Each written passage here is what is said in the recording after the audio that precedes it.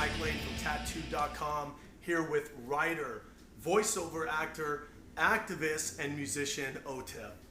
Hi. How's it going? Well, very well, thank you. Cool, cool. Thanks for having me. Well, you're welcome. A cool, quick story before we begin. We were actually in LA, both being natives from this crazy town, and we ran into each other getting a cold pressed juice or smoothie or whatever, and now here we are. Pretty cool, right? That is very cool, yeah. So we're going to do something a little bit different. We're going to start actually at the beginning. Growing up in LA, being a female, Yes, male-dominated world of metal at the time, sure.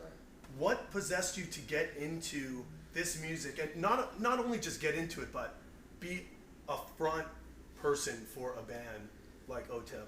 Oh man, I was in a sort of a writer first, and then I was an illustrator, and I didn't really know much about music. And then I went and saw. I didn't really listen to metal traditionally. I listened to like a lot of hip hop, and I read a lot, so I was kind of a nerd. And I went to some music festival, and I saw this band that was playing, and they were really terrible. And I was just like, wow, I could be that terrible. And from that, I just started a band, and about 6 months later, we were performing, and 4 or 5 shows after that, we were signed to Capitol Records, and Sharon Osbourne had discovered us and invited us to play Ozfest, and that's that story. That's really cool. That's actually very rare for bands out here for that to happen. I mean, when I started, I was really one of the few front women in aggressive music, and back then they called it new metal or rapcore. Right. And so I was one of the few women. I was the first woman to play Ozfest, and I was really one of the only women that was fronting a band of this sort of nature, this aggressively. And it was really odd at times because people had this certain idea of what women are supposed to be and how we're supposed to act and what we're supposed to say, and I didn't really care what they wanted me to say or do. I just wanted to express myself in the way that I felt the art came through me. And I actually want to elaborate a little bit more on that because, at that time we're talking like 2000s, early 2000s, by the way. By the way, I was at the Ozfest shows and you guys killed it. Thank you.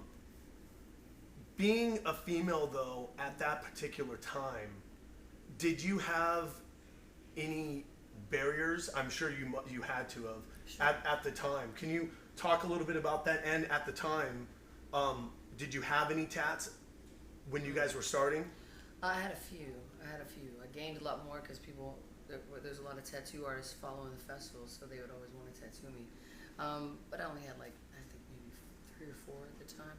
But the barriers, I think, mostly were just the stereotypes that people have for women, and again, who we're supposed to be, how we're supposed to act, what we're supposed to say, and that affected a lot of things. I think it was quite shocking at times to see someone like me commanding the stage in the way that I do, saying the things that I say, and also commanding the crowd the way that I do. Yeah. And I think that affected people in a lot of ways. One, it was sort of shock, like they'd never seen anything like that before.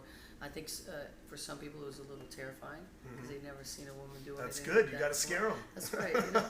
And I think it was great because we inspired a lot of people too, because a lot of people come up to me after shows at our meet and greets and they thank me for being that voice for them, and it inspired them to live their authentic selves. Yeah. That was really cool. Well, by the way, you truly are a pioneer in that realm. So I'm sure there's millions of girls that have started their own bands because of you that we don't even know about. But Or give you credit for. or at least giving them that push. Yeah. But when you were starting out and you were really, you guys, grinding out and making your bones, can you talk a little bit about living in LA and some of the things seeing around here that were a motivation to start? Because what people don't realize about LA is it's a brutal place. It's not just Hollywood, guys. There's a lot of little sub areas. Right. So talk a little bit about that and how LA influenced you, in terms of lyrical content. And we're going to get to your short stories and your poems in a minute, but tell us a little bit about that. Well, Hollywood is kind of the place for tourists.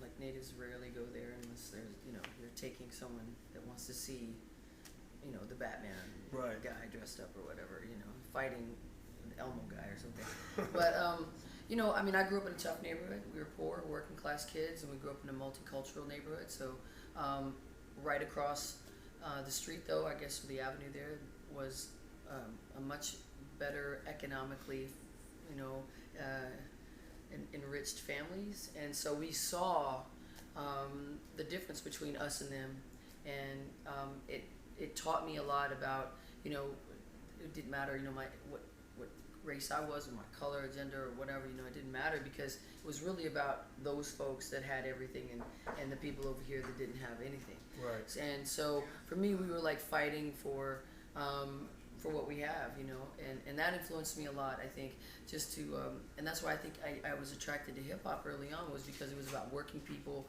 it was about, you know, trying to come up, earn what nobody Right. gives us anything, we have to earn ours, and I think that's, you know, LA was, you know, especially, you know, I was a 90s kid, so 90s in LA was rough.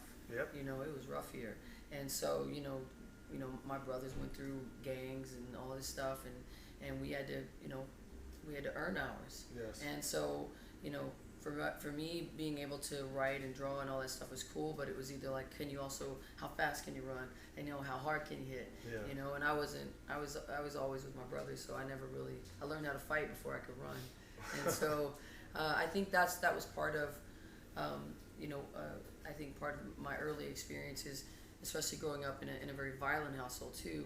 I'm a little kid getting beat up by a grown-ass man. Like, what am I going to be afraid of for anything else in my life? You know, Right. nothing. So I think I also was able to escape my reality and through my music and through the things that I used to draw and the things I used to write.